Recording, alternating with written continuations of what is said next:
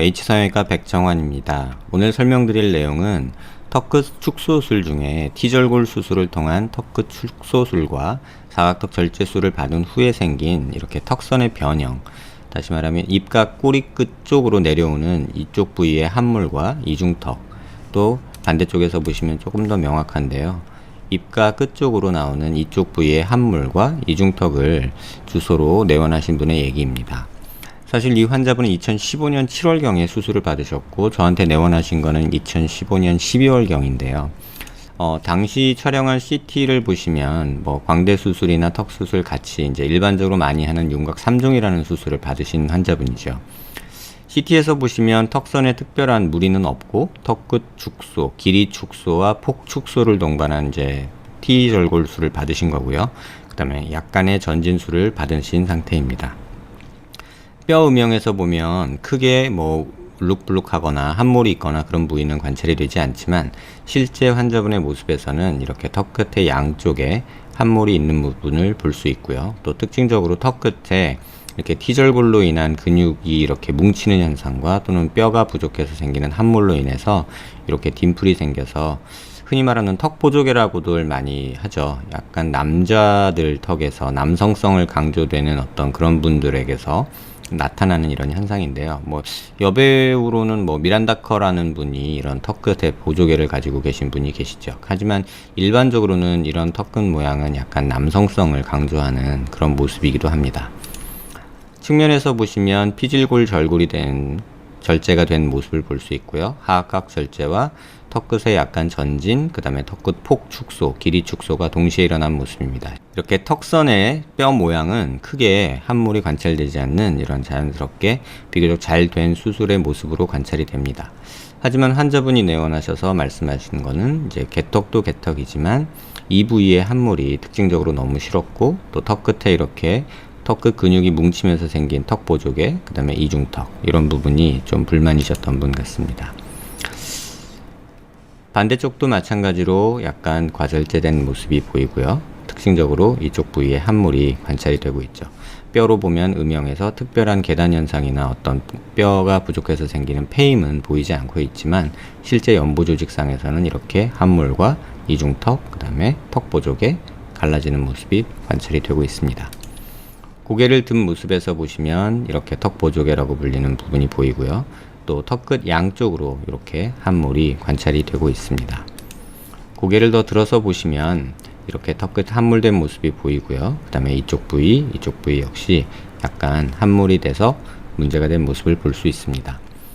많은 경우에 있어서 이전 포스팅에서도 말씀드렸지만 사각턱 절제술이 과할 때, 뼈가 많이 축소됐을 때 연부 조직과 안면 표정 근육들의 영향으로 인해서 실제 뼈 모양은 매끈한 데 반해서 피부로 드러나는 겉모습은 약간 울퉁불퉁한, 앞서 설명드린 꺼지고 늘어지고 꺼진 이런 울퉁불퉁한 이런 턱 라인을 많이 관찰하게 됩니다. 저 역시 한 7년 전에 수술했던 환자분의 모습인데요. 이건 제가 수술했던 환자분의 모습입니다. 사실 많이 예쁘셨던 분이고 턱선도 지금 생각하면 그렇게 나쁘지 않았지만 당시 한 7, 8년 전에는 V라인이라고 해서 뾰족한 턱을 만드는 게 항상 유행하던 시기였죠. 그래서 이렇게 불룩한 모습이 싫어서 좀 갸름하게 만들고 싶다. 사실 지금 기준으로 보면 사각턱도 굳이 손봐야 될 필요가 없는 그런 상태였고 실제 당시에도 사각턱은 거의 손을 대지 않았고요. 하지만 요 불룩한 모습이 싫어서 요 부분을 뼈 삭제를 많이 했던 분입니다. 하지만 이제 이론적으로 생각했던 거에 비해서 뼈 삭제가 일어난 후에 실질적으로 나타난 모습은 앞서 말씀드린 대로 처짐과 함몰이 동시에 존재하면서 턱끝만 뾰족해지는, 딱히 표현된 모습이 없어서 인버티드 오메가 쉐입이라고 해서 뒤집어진 오메가 모양이 뒤집어진 모양으로 턱이 만들어진 것을 볼 수 있고요. 또 측면에서 보시면 특징적인 함몰이 관찰되고, 또 이렇게 턱 수술로 인해서 뼈 삭제가 많이 된 경우에는 이 연부 조직이 반시계 방향으로 이렇게 회전하면서 약간 수술 전에 비해서 턱끝이 매달리는, 그러니까 매달린 턱끝이라고 해서 영어로는 행인 친이라고 표현해야 될 것 같은데요. 이렇게 턱끝이 매달리는 투탕카멘과 같은 약간 그런 어색함이 관찰이 되고 있습니다. 당시 수술하고 나서 이제 환자분을 몇 개월 지나고 본 후에 사실은 제가 놀랬거든요. 왜 이런 일이 발생했지? 라고 고민을 했고, 이게 모든 환자에서 발생하는 게 아니라 특징적으로 몇몇 환자에서 발생되는 경우여서 이 문제를 해결하기 위해서 뼈 삭제 때문에, 뼈는 매끈했기 때문에 그때 당시에는 저 역시도 뭐 원인에 대해서 크게 고민을 해보지 못하고 단순히 이 볼 처짐 때문에 생긴 거라고 생각하고 이 볼이 늘어진 거를 어떻게든 당겨 보려고 많은 시도를 했습니다. 그래서 당시에 뭐 실도 써봤고요. 그 다음에 뭐 울세라니 어떤 레이저 치료도 해봤고요.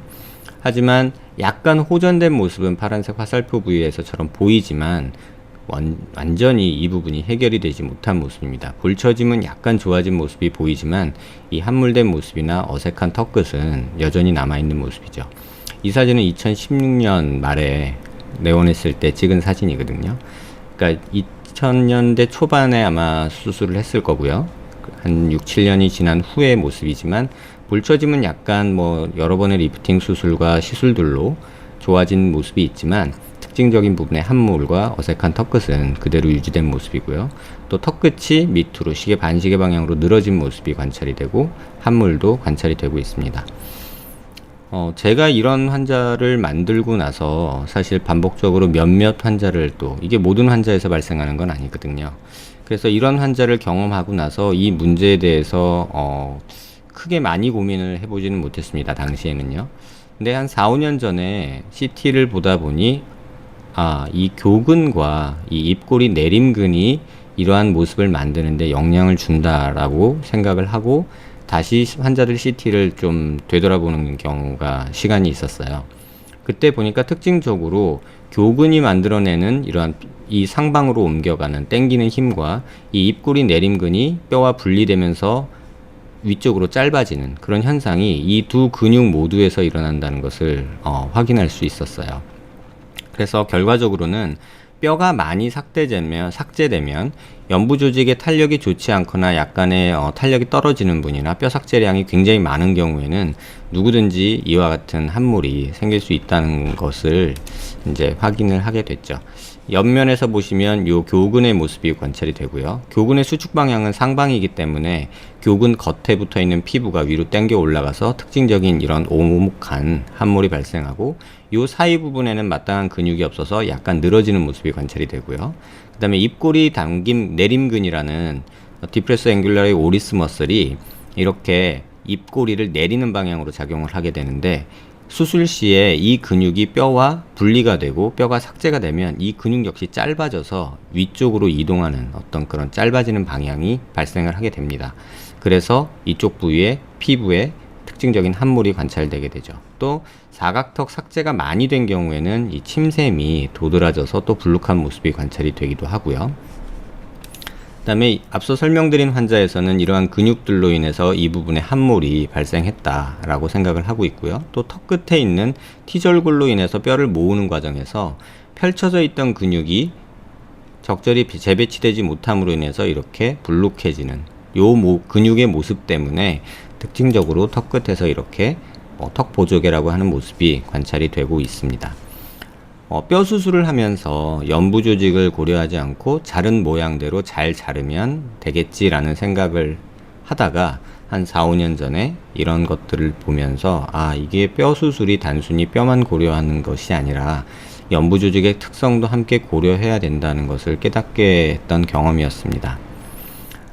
이러한 환자에서 이제 사실 수술을 통해서 교정을 하기 위해서는 두 가지를 고민을 해야 됩니다. 그러니까 짧아진 턱끝을 어떻게든 길게 턱 근육을 길게 연장을 하는 방법이 필요한데 현실적으로는 그런 방법은 마땅한 방법이 없고요. 그러면 부족한 뼈 볼륨을 늘리기 위해서 어떤 노력을 하는 것이 현실적으로는 유일한 대안이 된다고 생각을 합니다. 또 앞서 말씀드린 이러한 상태가 되면 환자분은 굉장히 이제 불만스러운 상태가 되죠. 근데 의사들한테 이러한 불만을 호소하면 의사들의 답은 뻔하죠. 이제 수술은 오류 없이 매끈하게 잘 됐다. 이 사진처럼 뼈는 매끈하게 수술이 잘 되었고 살성 문제이기 때문에 이러한 게 울퉁불퉁한 거는 시간이 지나면 좋아진다. 초기에 들을 수 있는 답이고요. 시간이 좀 많이 흐른 후에는 그래도 요게 남아있다면 리프팅 해라, 실리프팅을 한다, 또는 뭐 아큐스컬프를 한다 등등의 이제 권유를 통해서 이걸 해결하려고 하게 됩니다. 저 역시도 그래 왔고요. 저 역시도 그런 경험들이 있습니다.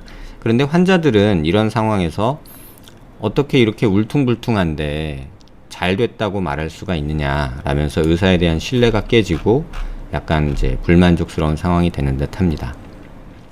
그래서 이 문제를 해결해 주려면 짧아진 턱 근육을 어떻게든 길게 내리는 방법을 찾아야 되는데 현실적으로는 그 방법은 마땅치가 않고요. 그러면 이 뼈 볼륨을 늘려주는 방법이 현실적으로 의사들이 선택할 수 있는 유일한 대안이 됩니다. 그러면 이 부족한 뼈 부분을 어떻게 만들어 주느냐? 그건 두 가지로 이제 갈라지게 되는데요. 하나는 내 뼈를 이식해서 이 뼈 부족분을 메꾸자라는 시도가 있을 수 있고요. 또는 이 부위에 보형물을 넣어서 뭐 볼륨을 보충해 주면 이러한 함몰이 교정이 된다라는 이제 생각을 하게 되죠. 이때 이제 많은 의사와 환자들이 같은 고민을 하게 됩니다. 가능한 한 이물질 사용을 최소화하고 싶고 내 뼈로 하고 싶은 욕심이 있고, 또 보형물을 사용한다는 이제 저 같은 경우에서는 뼈 이식의 그 신뢰도를 확보할 수 없으니 보형물을 통해서 확실하게 교정을 하는 것이 추가적인 수술을 막을 수 있다라는 생각을 갖고 있는 이 두 그룹으로 나뉘게 되는 듯 합니다. 둘 다 뭐 틀린 생각은 아니라고 생각을 합니다. 하지만 제가 앞서 설명드린 대로 뼈 이식이라는 것이 그렇게 아이디어라고 이상적이긴 하지만 현실에서 경험한 뼈 이식은 대부분 흡수가 일어나게 됩니다. 그래서 원치 않는 결과를 나타내고 또 반복적인 수술을 계획하게 되는 경우가 종종 발생하는 듯 합니다. 이 환자 역시 저에게 상담을 받은 후에 이제 모 대학병원에서 뼈 이식을 통해서 이 부분을 해결하려고 시도한 경우입니다. 그래서 뼈 이식을 할 때 이 잇몸뼈라는 게 이제 이쪽 부위인데요. 이제 쉔필라인이라고 해서 이쪽에 조금 사랑니 옆에 있는 이렇게 평평한 사각턱 뼈 부위가 있는데, 이 부위에서 뼈를 채취해서 이렇게 뼈 이식을 해서 나사로 고정한 모습입니다. 잘 보시면 이렇게 들뜬 모습도 관찰이 되고요. 또 이 뼈의 두께가 많아야 한 1~2mm 정도밖에 되지 않아서 약간 부족하지 않았나 라는 생각은 들지만, 그래도 이 수술 후에 환자분은 직후에 만족을 하셨다고 합니다. 하지만 올해 초에 이 환자분이 다시 내원하셔서 이제 효과가 떨어지는 것 같다라고 내원을 하셨습니다. 내원하셨을 때 찍은 CT를 보면 고정을 위해 삽입된 플레이트와 스크류는 관찰이 되는데 반해서 삽입된 이식된 뼈의 모습은 거의 관찰이 되고 있지 않습니다. 음영을 달리해 보아도 이렇게 스크류 금속은 보이는데 반해서 이식된 뼈 절편이나 어떤 흔적들은 잘 관찰이 되고 있지 않습니다. 그래서 이 환자에서 재수술을 하면서 보형물 수술을 계획을 하면서 제거된 모습을 보면 남아있는 뼈 조각은 이렇게 아주 작은 한 3mm가 채 되지 않는 길이에 폭은 뭐 한 2mm 정도, 두께는 뭐 0.5mm 정도 될까 말까 하는 뼈만 남아있고 대부분의 뼈가 흡수된 모습을 볼 수 있습니다. 조직의 이식은 크게 두 가지로 구분이 됩니다. 하나는 페디클드 그래프트라고 해서 혈관을 가지고 가는 이식 방법이 있고요. 그렇지 않고 프리그라프트라고 해서 혈관 없이 조직만 조직 내에 삽입하는 그런 그라프트로 나누어지고요. 이식으로. 또 프리그라프트에는 세 가지로 나눠지게 됩니다. 하나는 온레이 그라프트라고 해서 지금 위에서 보신 이런 식으로 얹어주는 방식의 온레이 그라프트가 있고요. 또 턱끝 길이 연장을 위해서 절골을 하고 이 사이 공간에 뼈를 끼워 넣는 인터포지셔널 그라프트라는 방식이 있습니다. 또는 이제 치과에서 많이 사용하는 인레이 그라프트라고 있는데요. 이렇게 치아가 발치되고 난 후에 이 안을 뼈로 채우는, 다시 말하면 모든 접촉면이 남아있는 뼈와 접촉을 하고 이식된 뼈는 이렇게 위에만 오픈이 되어 있는, 그러니까 접촉이 없는, 뼈와의 접촉이 없는 그런 상태가 되죠. 대부분 성형외과에서 사용하는 뼈 이식의 방법은 온레이 그라프트가 가장 많고요. 아주 부분적으로 광대 갭이나 어떤 턱끝 길이 연장을 위해서 인터포지셔널 그래프트가 사이에 끼워 넣는 방식의 뼈 이식이 이루어지게 됩니다. 다시 말하면 남아있는 뼈와 그 이식된 골 절편이 접촉 면적이 늘어날수록 뼈 이식의 생착률은 더 높아지게 되는데요. 온레이 그라프트는 한쪽 면만 이렇게 접하기 때문에 아무래도 생착률이 떨어지고, 인터포지셔널 그래프트는 온레이 그래프트에 비해서 상대적으로 생착률이 좋은 경우가 많습니다. 또 하나는 뼈의 접촉면이 뼈의 생착에 가장 중요한 변수로 작용을 하는데, 뼈는 단단한 조직이기 때문에 이렇게 남아있는 뼈 조직과 이식된 뼈가 이 곡률이 다 맞을 수가 없습니다. 또 이걸 맞게 조작하는 과정에서 이식된 골편이 얇아지기 때문에 그러면 효과가 떨어지는 단점이 있죠. 그래서 이렇게 들뜬 모습이 이렇게 관찰이 되게 되는 것이 뼈의 흡수를 또 촉진하는 그런 한계로 작용하게 됩니다. 또 하나 이 환자에서 말씀드릴 것은 이 사진은 ECT 피부음영은 2015년에 저한테 12월경에 내원했을 때의 모습이고요. 이거는 올해 6월경에 뼈 이식 후에 9개월 정도 경과된 후에 이제 내원하신 모습입니다. 이 함몰 부분은 거의 개선이 안 됐고 오히려 수술 후에 그러니까 뼈 이식 후에 오히려 함몰이 약간 더 과장된 모습이 관찰이 되고 있습니다. 측면 모습도 보시면 2015년 모습보다 오히려 뼈 이식 후에 이런 함몰이 더 과장된 모습이 관찰이 되고 연부 조직의 이 반시계 방향 로테이션도 이때가 더 심해진 모습을 볼 수 있습니다. 반대쪽도 마찬가지로 함몰이 오히려 약간 더 심해진 모습이고요.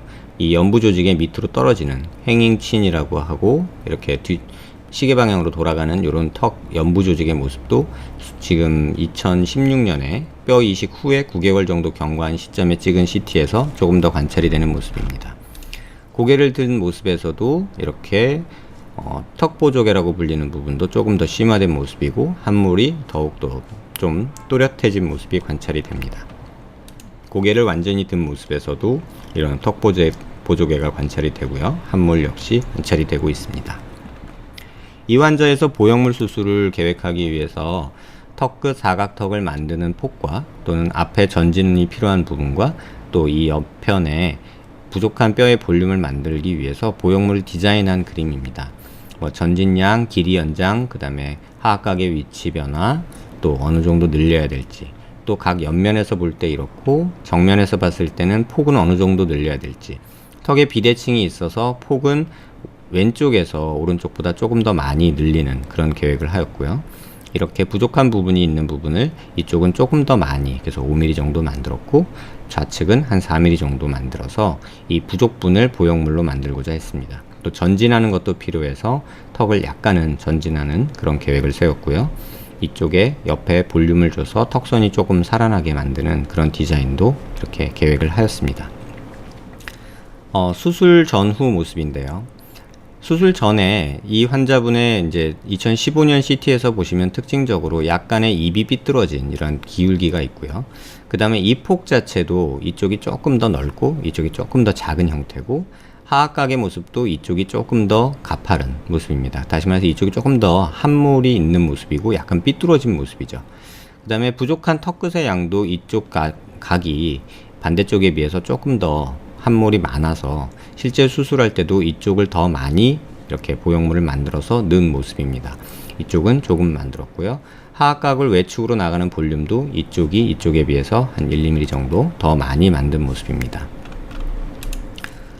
옆 측면에서 사면에서 보시면 이쪽에 보형물을 통해서 이쪽 볼륨이 회복된 모습이고요. 하악각도 어느 정도 만들어진 모습이고 턱끝도 약간 전진을 해서 이렇게 턱끝에 턱보조개나 이런 것들이 좀 해결되기를 기대했습니다. 반대쪽 모습에서도 이쪽 볼륨을 조금 더 많이 줬고요. 우측을 좌측에 비해 많이 줬고 하악각 만들었고 턱 전진된 모습입니다. 고개를 약간 든 모습에서도 이쪽을 조금 더 볼륨을 밑으로도 앞으로도 많이 준 모습을 확인할 수 있고요.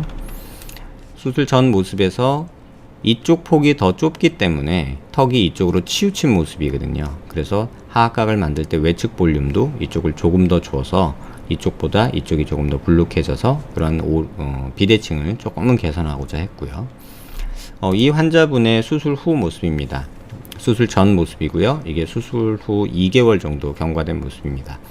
아직도 이렇게 약간 남아있는 모습이 관찰이 되고는 있습니다. 하지만 이전에 비해서 많이 호전된 모습은 관찰이 되고요.